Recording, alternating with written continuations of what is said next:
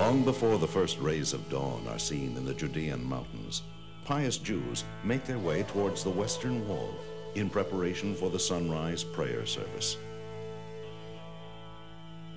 King David wrote, "I wake the dawn," as if to say, the dawn does not wake me.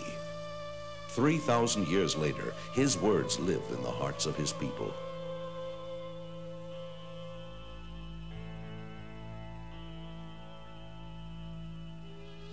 "I will not come into my house," David promised. "I will not climb into my bed. I will not give sleep to my eyes nor slumber to my eyelids until I find a place for God, a dwelling for the mighty one of Jacob." All his life, David sought to find this most sacred place and to build God's holy house in Jerusalem. For here, God would reveal his divine presence, and from here would rise the prayers of every Jew and the prayers of all mankind.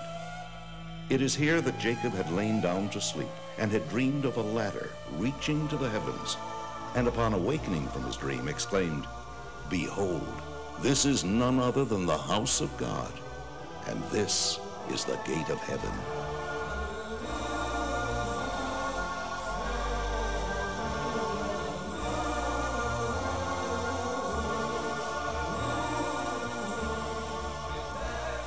For nearly 2,000 years, the Holy Temple has lain in ruins. What was this place that eternally inspires the hearts of the Jewish people? That a mere outer wall surrounding the Temple Mount, a wall not even of the temple itself, should be held in such awe and treated with such abiding love. It was not simply a huge synagogue as so many people assume. The Holy Temple was a unique structure, the one house of the one God, unlike any other edifice on earth.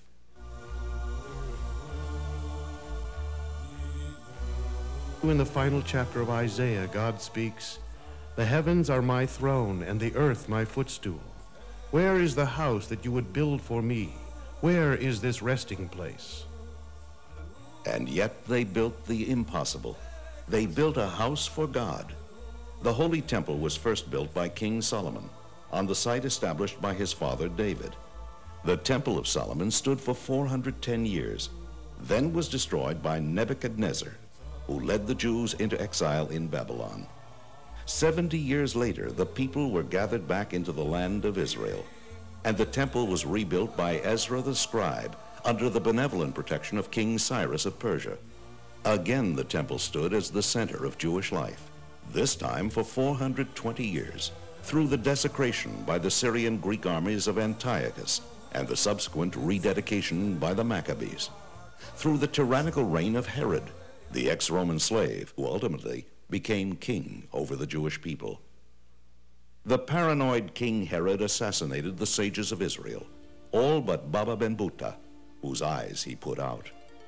Seized by terror and guilt over what he had done, he sought advice from Ben Buta as to how he could atone for his monstrous sins.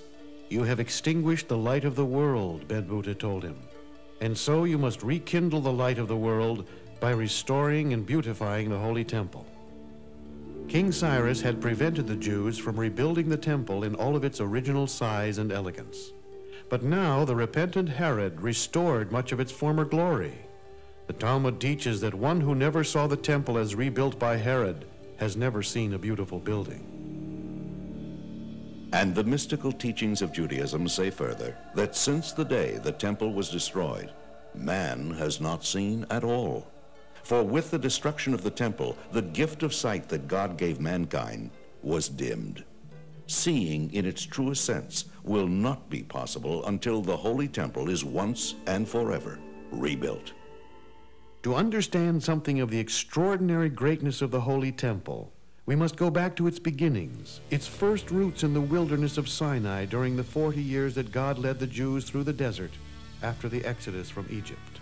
A portable sanctuary called the Tabernacle was built by Moses as an atonement for the sin of the golden calf, and in fulfillment of the scriptural commandment, "They shall make for me a sanctuary so that I may dwell within them." In this sanctuary, God's divine presence was miraculously revealed. As the Bible relates, when the clouds of glory descended upon the tabernacle, This was the signal for the children of Israel to rest from their travels and make camp. Then, when it was God's will that the tribes of Israel travel again, the clouds of glory would rise and depart, signaling the Levites to disassemble the tabernacle and the children of Israel to journey on.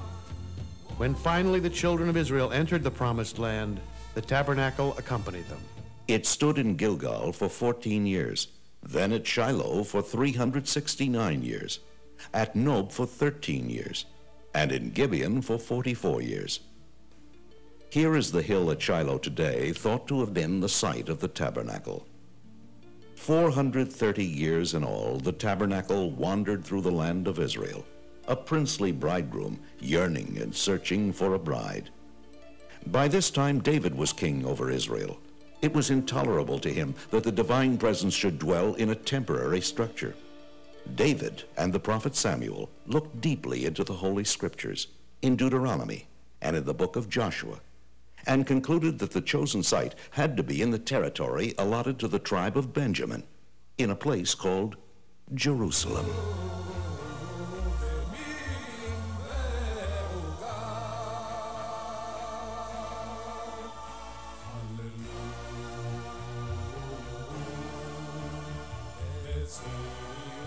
From the moment King Solomon built the Holy Temple and consecrated it, Jerusalem became the focal point for the soul of every Jew for all time. God no longer dwelled in a tent. The divine presence had taken up permanent residence in a great and glorious house of stone.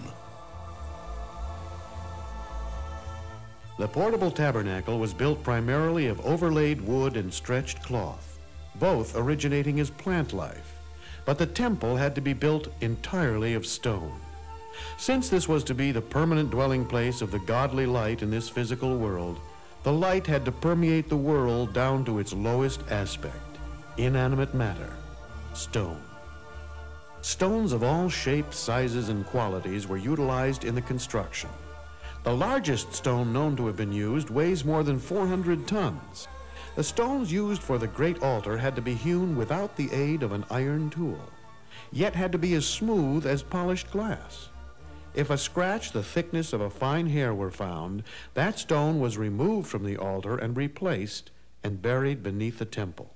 An extraordinary series of miracles occurred during the building of the first temple. Throughout the 8 years of its construction, not one of the many thousands of laborers died or fell ill.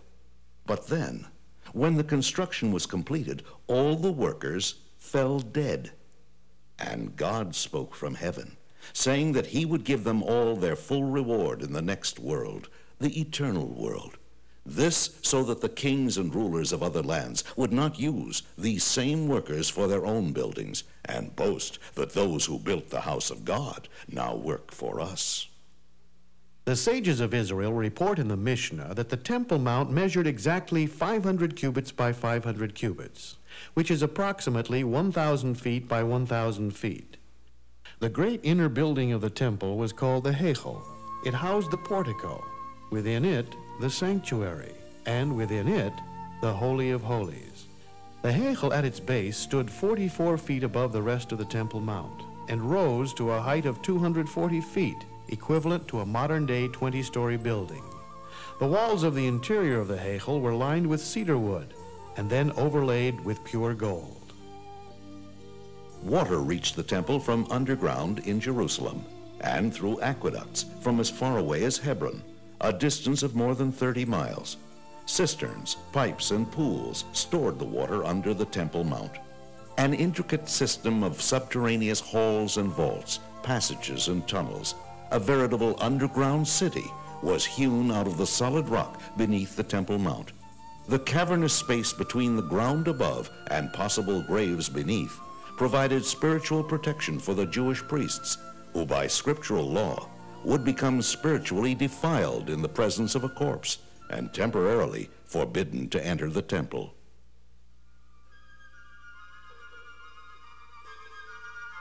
Visitors to Israel today are astounded to learn that they are standing not at the foot of the Western Wall, but merely at the midpoint of its height.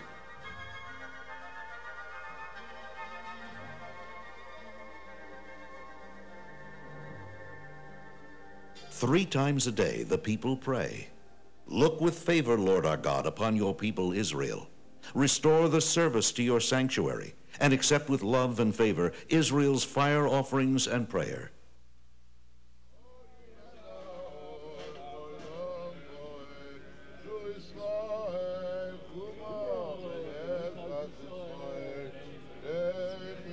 And at the precise moment the sun breaks over the horizon, the people praying the sunrise service step forward to recite the Amidah, the 18 benedictions that forms the central prayer of every Jew.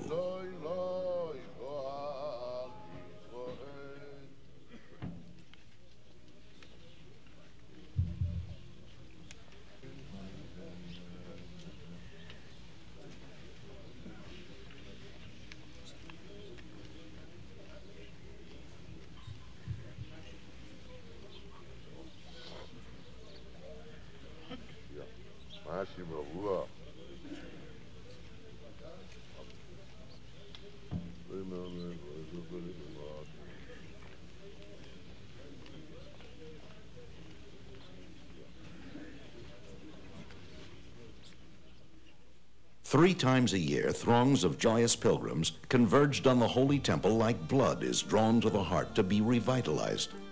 And Jerusalem was swollen with joy as her far-flung children, the people of Israel, came home to her from every place in the land of Israel and from beyond its borders. They came with the first fruits they had harvested and with their offerings of thanksgiving. They came to offer the paschal sacrifice.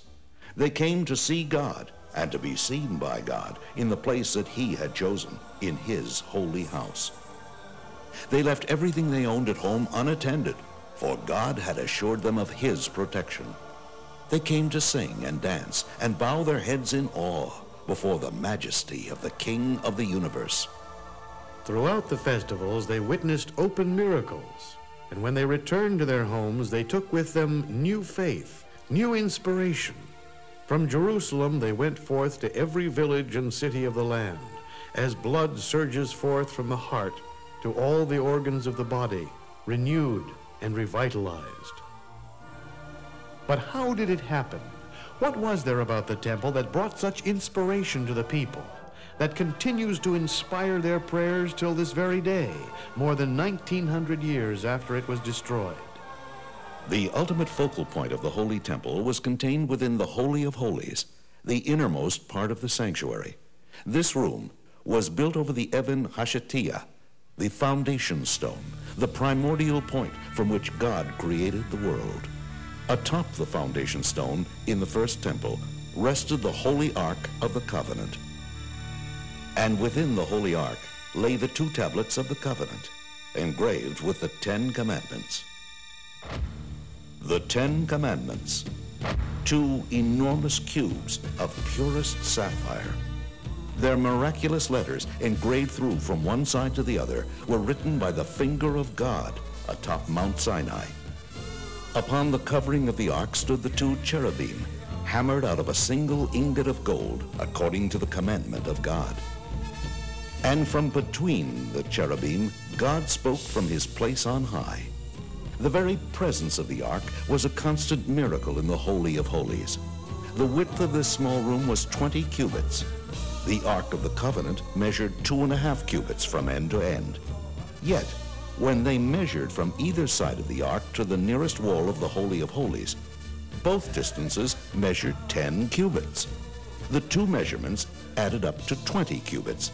This meant that the Holy Ark itself occupied no space on earth. And from above this place, which occupied no place in the world, the voice of God was heard from his place above. Then, through the gift of prophecy, King Josiah foresaw the destruction of the first temple 35 years before it came.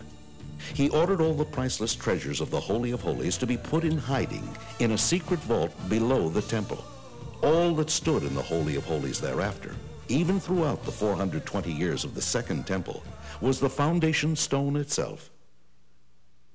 Just outside the richly woven curtain of the Holy of Holies in the sanctuary, the high priest performed the daily temple service.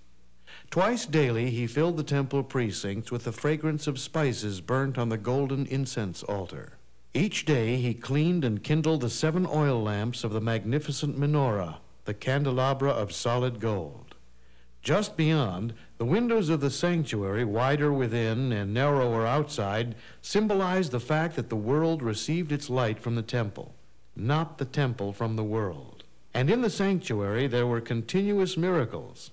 The 12 loaves upon the showbread table remained fresh throughout the week until they were replaced each Sabbath.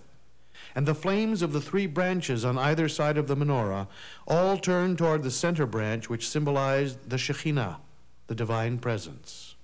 One of the most dramatic moments in the Holy Temple each year came during the awesome Day of Atonement, Yom Kippur. For when the temple stood, the entire Yom Kippur service was performed by one man, the high priest. On this holiest day of the year, the holiest man in the world entered the holiest place in the world and pronounced the awesome name of God. Before entering the most holy place, the high priest was addressed by the eldest priest with words of warning. Consider in whose presence you are about to enter. Remember that you are about to come before the Supreme King, who sits on a throne of justice and destroys all evil. He was then handed a censer full of finely ground incense. He, stirred by feelings of reverence, he entered the Holy of Holies.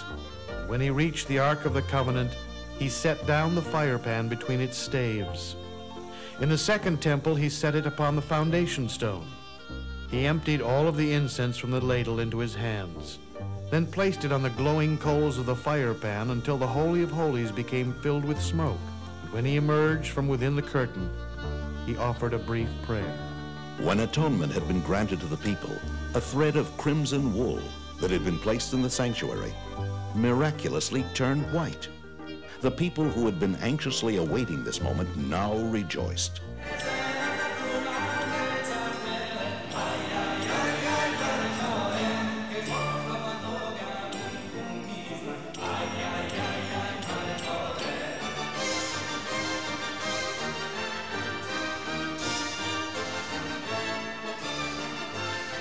Fortunate is the eye that saw all this when the sanctuary stood on its foundation. But when the ear hears of it, our soul grieves. Fortunate is the eye that saw the house of the living God. But when the ear hears of it, our soul grieves. And the Lord called to Moses and spoke to him from the tent of meeting, saying, "Speak to the children of Israel, and say to them, if any man among you would bring an offering to the Lord, you shall bring your offering from the cattle, from the herd, and from the flock." In the courtyard that lay before the Heichal stood the great altar. From the soft earth here, God formed the body of the first man, Adam. And it was here that Noah came from Mount Ararat to offer sacrifices of thanksgiving to God after the floodwaters had subsided. But it was the binding of Isaac on precisely this same spot that is the inspirational source of the sacrificial altar. For it was here that God tested the faith of Abraham by commanding him to bring his son Isaac upon an altar. And then, when Abraham had demonstrated that he was prepared to surrender even his beloved son in humble obedience to God, a ram miraculously appeared, and Abraham was commanded to offer it as a substitute for his son Isaac. In the merit of Abraham, his children throughout the ages, by scriptural command, were permitted to offer animal sacrifices to God as atonement for sins, as free will offerings, and in order to become spiritually elevated. The sacrifice could be large or small animals, or pigeons, or doves, or if the person had limited means, even a modest gift of fine flour. And accompanying this service, and raising the entire experience to the most exalted of spiritual levels, was the most glorious musical pageantry the world has ever known. It is recorded in the Book of Chronicles that 4,000 musicians played at the dedication of the first temple. One of the remnants of the actual music of the Holy Temple that we still have is the blessing of the congregation by the Kohanim, the priests. In most communities throughout the world, the priestly blessing is performed only during a festival and on Rosh Hashanah and Yom Kippur. But in Jerusalem, The priests blessed the people during the morning service every day. And during the intermediate days of Passover and Sukkot, hundreds of Kohanim, direct descendants of Aaron, assemble in front of the western wall to bless the people.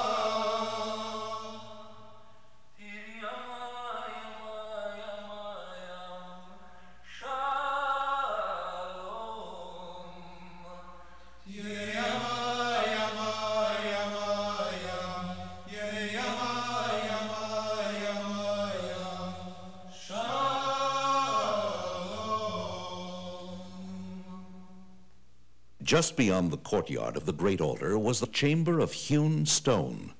In this domed hall convened the great Sanhedrin, the Supreme Court, to expound the Torah and judge the children of Israel. Scholars and disciples by the tens of thousands were attracted by the presence of the greatest masters and leaders in the Jewish spiritual world. Their awesome presence made Jerusalem the intellectual capital of the world.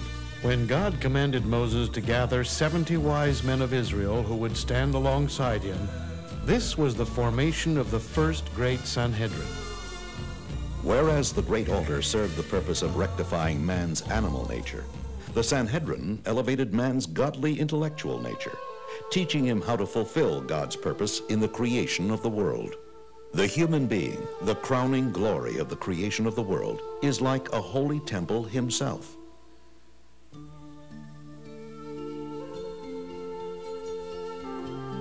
His intellect corresponds to the Holy of Holies, his love of God to the menorah, his sense of reverence to the table of the 12 loaves, his quality of mercy to the golden incense altar, his faith and trust to the basin and laver from which the priests washed and purified their hands and feet, his foundation and regal bearing to the great altar.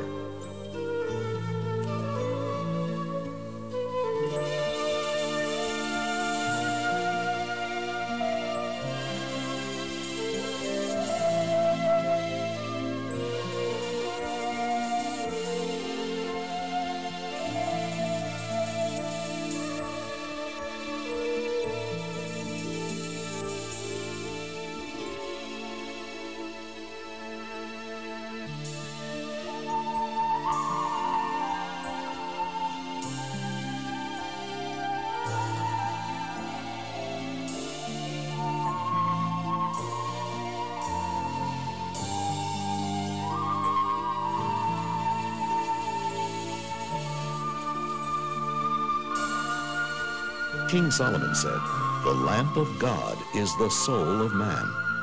Indeed, man is the vessel for the godly light in this world. By means of the 10 divine attributes which radiate in his soul, man has been granted the ability to perceive the divine to transcend his earthly, mundane nature. Yet paradoxically, he is instructed to remember at all times that he is but dust and ashes and formed of the very earth. He is of the highest and lowest, striving to draw ever closer to his Creator, who constantly brings him forth into existence from absolute nothingness. And Jacob dreamed, and behold, a ladder stood upon the earth, and the top of it reached to the heaven. And behold, the angels of God were ascending and descending upon it. And behold, the Lord stood above it and said, I am the Lord God of Abraham your father, and the God of Isaac. And Jacob awoke out of his sleep, and he said, Surely the Lord is in this place, and I knew it not.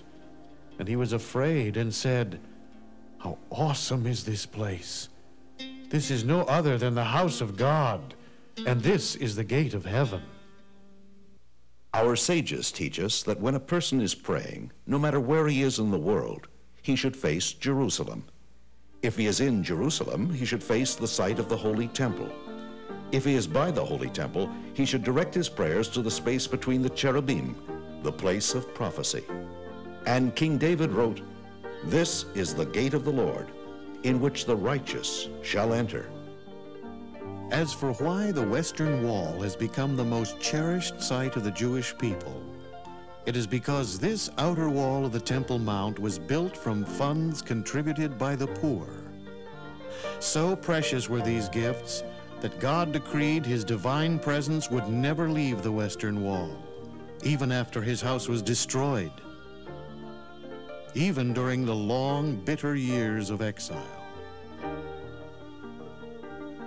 And when the Sanhedrin is once more called together by our righteous Mashiach, the Messiah, he will ascend to this place, rebuild the Holy Temple, and all the peoples of the world will come up to Jerusalem to pay homage to the Lord. The qualities and dimensions of the temple that Mashiach will build is the subject of the last 9 chapters of the book of Ezekiel. They describe in minutest detail the physical structure of the third temple, the eternal temple which will never be destroyed. Its construction will usher in the time of the final redemption, when peace and harmony between man and between man and God will reign forever. And when the Holy Temple is rebuilt, the Jewish people will once more be able to perform all 613 commandments of the Torah, for all but approximately 90 are dependent on the existence of God's house.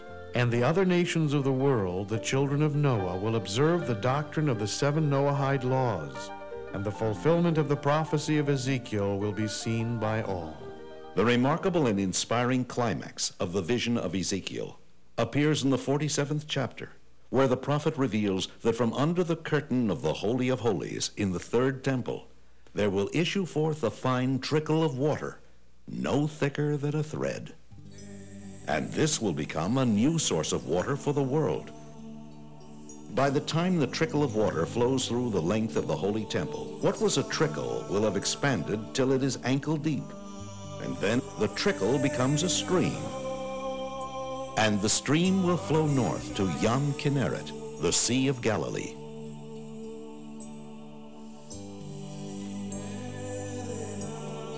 Every tree will be nourished from that stream, and the leaves of every tree will have healing powers through which every disease in the world will be healed. And from there, the stream will flow south until it reaches the Dead Sea, and it will sweeten its salty waters. Whereas today no fish can live in the Dead Sea, its waters will then be able to support life, and there will be as many kinds of fish there as in the Mediterranean.